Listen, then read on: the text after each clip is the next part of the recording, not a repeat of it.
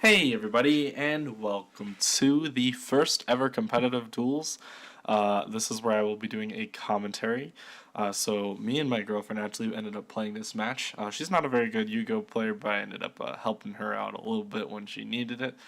She's over there on the right, and she's going to be playing Salamangreat, and I am on the left playing Crusadia Guard Dragon. So there may be some cuts throughout the duration of this video, just because I wanted to kind of shorten the video so it's not like a full 50-minute video of just nothing, going on. But yeah, so we go ahead and see a copy of Salamangreat Gazelle being dropped to the field. She ended up winning the die roll. I think I rolled a 3 and she had a 4, so she's going to go ahead and start the duel. So she starts off with the normal summon of Gazelle. In hindsight, I don't think this was actually a good play because I think she ended up having the spinny in hand. But anyways, so Gazelle mills Roar, and then goes for a summon of Balninx, and then Balninx searches for the field spell. So the field spell activates, and now the Crusadia gets dropped to the field, and yeah, because it special summons to a link zone that a link monster points to on your side of the field. Pot of Desires here, so she's going to go ahead and banish the top 10 cards of the deck. So, yeah, she's definitely kind of a newer player to this. So, I mean, eventually she will be doing pretty good, but she's doing pretty good as is. But hopefully throughout the time it'll get a little bit better. Anyways, so definitely if you guys like these types of videos, like these commentary videos, showing the field and everything like that, let me know, and I will actually probably do more of these. We go ahead and we see a Will of the Salamangreat, which I think we'll go ahead and just special summon Gazelle. And then 2 level 3s, and she should just overlay them right here into the rank 3, what is his name? Stalio? Mirage Stalio. But, yeah, I really like the setup so far. I think that you can see a good portion of the game and everything like that. But definitely leave me some feedback so that I can do some more of this. But Gazelle gets detached here, and I think we will see a copy of Jack Jaguar being summoned to the field.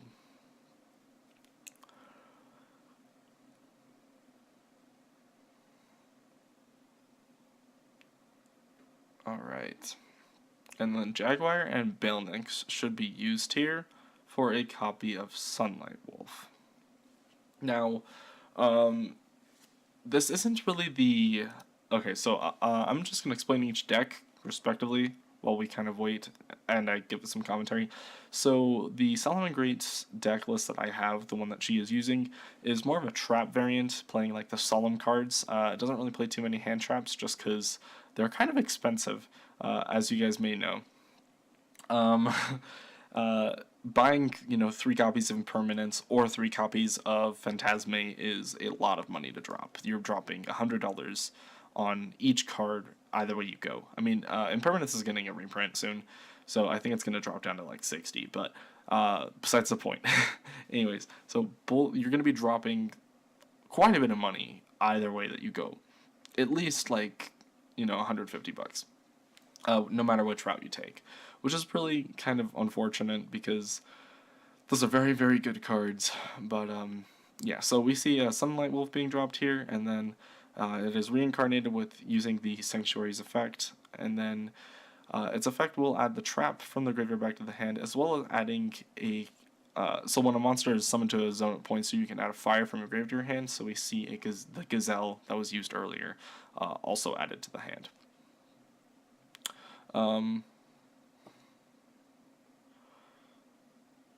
I don't think there was a spinny on the field, so I think actually normal summoning the Gazelle was probably the best play in this case, just because I don't think there were any more Salamangreat cards in her hand. So I think that it actually worked out either way. So the normal summon of Gazelle was fine. I don't think that was actually a misplay at all. Now we go ahead and see 2 card set in the Pendulum Zones, and then Jack Jaguar being used for another copy of Balninx. So the reason that you do this for a Salamangreat player is that if you get Kaiju'd, then it turns off your Roar, but because your Roar requires you to have a Salamangreat Link monster on the field to be activated. But if you don't have one, obviously, if you get Kaiju'd, then you can't use it. You basically just lose a card. So the Kaijus are actually pretty good against this deck if you play against a bad Salamangreat player or a player who doesn't make the second Bailnings. So we go ahead and we see a Crusadia Draco drop to the field and into a summon of Magius. So this deck actually has a really hard time playing against Disruption, because if you hit the Magius, you're kind of screwed, unless if you drew the Draco like I did. But I didn't draw any other extra extenders outside of the Draco and the Crusadia. So we see a Ash dropping down, hitting the Magius, which means I can't search for the Draco, so I can't basically do any of my Guard Dragon plays. I can attack with Magius, attacking over the Bailnings, because it gains, I think, 600, 700, I don't know how many. Well, they took 400 damage, so I think it was at 1,000 attack or something, apparently. I don't think it is that high, was it? Oh, no, I think it was at 900 attack, because I think the Crusadia girl is at 800, so it gains the 800. But yeah, so here you actually do see a a problem arises here. So in a second here, you're going to see her use 2 monsters for Update Jammer after she used Stallion's effect. That's actually an illegal play, because you need to use only fire effects for the rest of the game, or sorry, for the rest of the turn that uses Stalio, which is technically an illegal play, which is very unfortunate. I actually didn't catch it at the time, which is okay. These type of things happen, but in this case, it really didn't matter, because she had the Gazelle in hand that she could have summoned instead, and then use those two for the Update Jammer, and then use the Jack Jaguar to shuffle back and special it, and then do the same play. So it really, to be fair, if she did use the Stalio, she wouldn't have been able to go into Transcode Tarker. But I don't think it really would have mattered, because in my hand, I didn't have really any other extenders to use I didn't have like 2 more extenders to make another Magius Draco play. So at that point, I would have just been passing my turn anyways. So I scoop here. It really wouldn't have mattered. I think you see my hand here. I think I have a Gamma Seal. I have I couldn't see what else the other cards were. There was a spell card, and there was the Amorphage guy, and another spell card. I think I don't know what the other spell card was, but they were cards that didn't get me anywhere. And so even if I drew a card, no matter what I drew in that case, I wouldn't have been able to come back. So it didn't really matter either way. So we see Emily taking the first game here. So the Crusadia, I will be starting with the Crusadia girl, and she's going right into a Magius. Next we see the Crusadia, or not the Crusadia, well, I guess it's the Crusadia support card. It's like the Wonder Wand card, and you special summon it to his own Link Monster points too. Magius triggers, and you see the Ash dropped here, and then the Cult by the Grave stopping the Ash. So my plays actually went through here. If I didn't have the Cult by the Grave, I think I would have been screwed, because I didn't have a Draco in hand. So you definitely want to Ash the Magius in that case. So that was a very... this hand is very susceptible to hand traps, which is very unfortunate, because it's a very good deck. It's just that certain cards hit the deck really, really hard. If you're able to negate the Surge, or if you're able to, like, right here, stop, like, the Spatha, or later on in the combo, when I get Pitsy, if you're able to move the Pitsy, then I just lose, basically. So I think a very... interesting hand trap that a lot of people look over in this case is Watt Kinetic Puppeteer, which actually moves a monster on your opponent's field to a different zone. But yeah, so we see Draco drop. Draco added the Crusadia girl. I used her for them for LP, and then Spatha moved the LP to a different zone. LP's effect summoned Red MD. Red MD summoned Draco from deck, and then I used all 4 for Saryuja, and I am going to draw 4 cards in this case. And so I pass the deck over so it can get cut, and I draw 4 cards. So this is a very interesting Crusadia list. This Crusadia list actually plays Kyoto Waterfront, so I can make Gamma Seal. Because Saryuja special summons a monster on your field or special summons a monster from your hand. It's like a really bad version of Firewall, because rather than special summoning like infinitely. But of course, Fireball's banned. But you can special summon just once, which I think is a really, really like, really, really good effect. But a lot of people don't really, think of it. Okay, so I banish Red MD here for the White Dragon, and I use him to go into Pitsy, which is the one that special summons from your graveyard or your banish zone. And you get a counter here on the Kyoto Waterfront because the card is sent from the field to the graveyard. Next, Pitsy's effect goes ahead and special summons one from the banish zone, so I special summon the Red MD back. And then Red MD's effect will summon the Draco back as well. Well, White effect search. I forgot about that.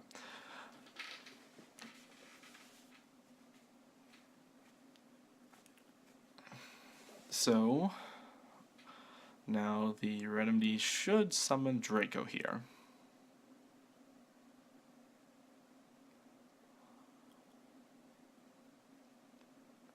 Alright. But, also another interesting thing is that, this list ends usually on a board with Kali Yuga. So I have to get there, so obviously I have to use, 2 dragons to make the, Agarbane, which I can use to, special summon for my extra deck. So I use Agarbane here, and Agarbane summons any rank 7 dragon, Dark Dragon, from your extra deck. So there's a few options here. I think you have Odd Eyes Raging Dragon, Odd Eyes. There's another one that I can't think of the name right now. It's another Odd Eyes with 3,000 attack, 2,500 defense. I can't remember the name.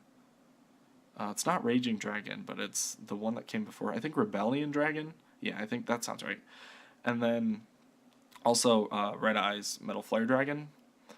And usually the best one to summon is the Raging Dragon, because Raging Dragon has a good scale, because it's a scale 1, and you can set any pendulum from your deck to the other scale if it happens to get destroyed. So if your opponent happens to draw into the copy of, like, Dinosaur Prankletops to pop your rank 7, no matter what it is, if it is the if it's one of the Odd Eyes ones, you can set them in your pendulum scales. And then they both actually have the effect to set a pendulum monster from your deck into the pendulum zone. It actually came up a lot when I was playing something like Luna Lights. The only pendulum that I play in this list of Crusadias is the Morphage one, which has a really bad scale effect. I think it's Morphage Goliath. I don't remember what the scale effect is. I just don't think it's very good. And you have to control an Morphage on your field in order for it to even work. So obviously it doesn't work in this case. So I used the copy of White Dragon, Pitsy, Agarbane, and the Crusadia for another Saryuja, drew 4, and then I special summoned Gameciel here. So it's important to note that I have 2 negates here with the Kyoto Waterfront. So no matter what happens, if she plays any card, I can negate 2 cards. And then if something gets sent to the graveyard during her turn, I get another counter, which means another negate. So we see Monster Born here, which brings me back the Red Eyes, which I can use with the Draco to go into Underclock Taker. So the reason that I go here is kind of Underclock Taker is dark, and I think I use... Looks like I went ahead... That's very interesting. I don't know if I... Oh yeah, I guess I didn't use the Black Dragon yet. So I use that, and I go into Rusty. So Rusty gains a 300 from Saryuja, as does the Gameciel as well. Now I can use the Rusty here to send Phantomite's Boots from my deck to the graveyard, which also sends...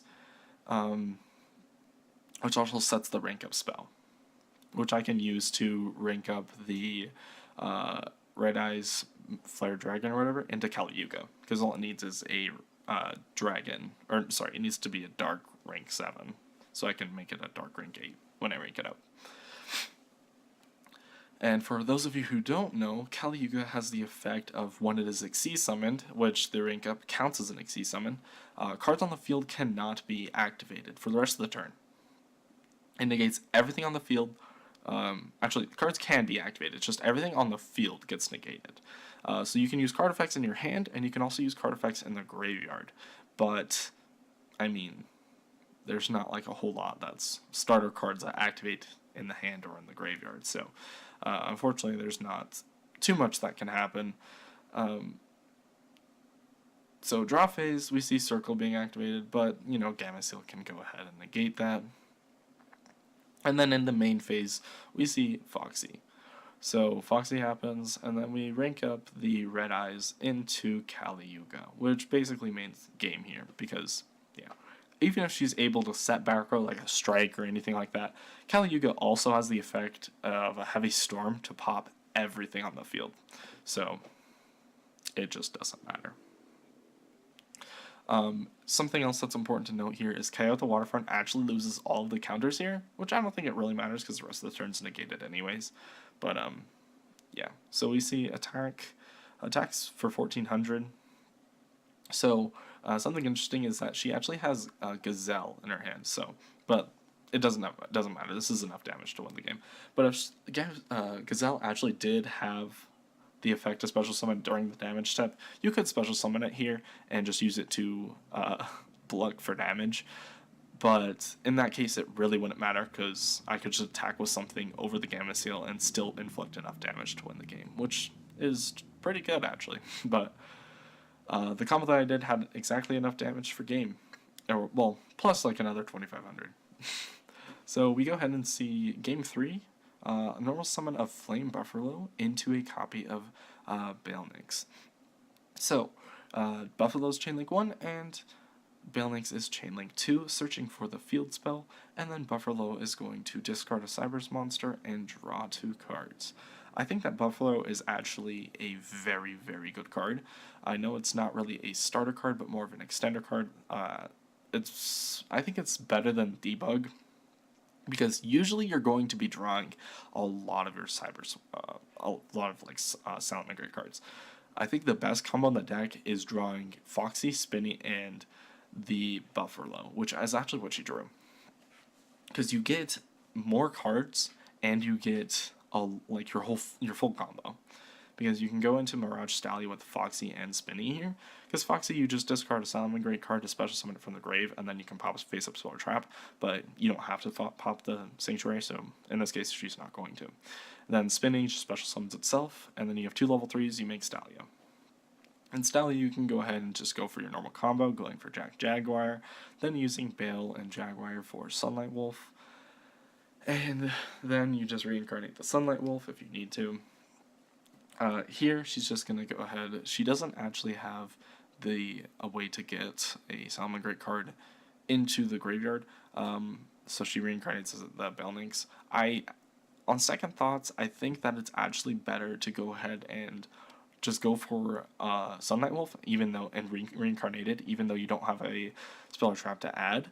Because if Sanctuary gets destroyed, or if you're able to activate a Circle somehow and get it to the graveyard, which I think we're going to see a Circle being activated here in a minute anyways, off of, well, not to spoil, but yeah.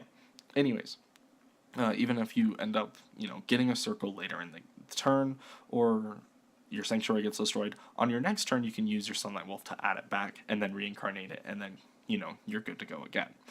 So I think that reincarnated Sunlight Wolf would have been better here. But we see Pot of Desires being activated, going to banish 10 cards from the top of the deck yet again, and drawing 2. So it's very good.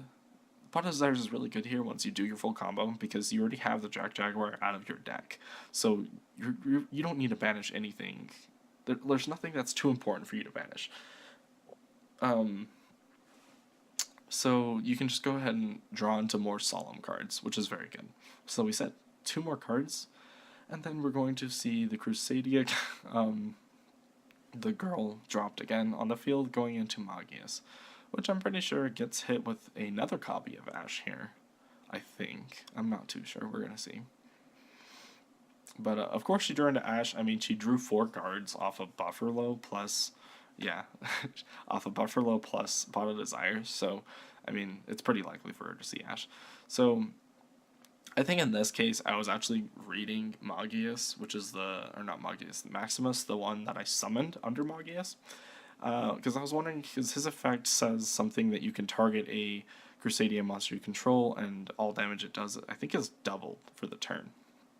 And so I was thinking, well, I can go into Magius, and then I can chain block my or Maximus, and then chain block my Magius by, Magius chain link 1 to search for a Crusadia monster, and then chain link 2 to target it and make it so it does double damage. So I chain block Ash, but actually it's not a on summon effect, it's just a, normal effect.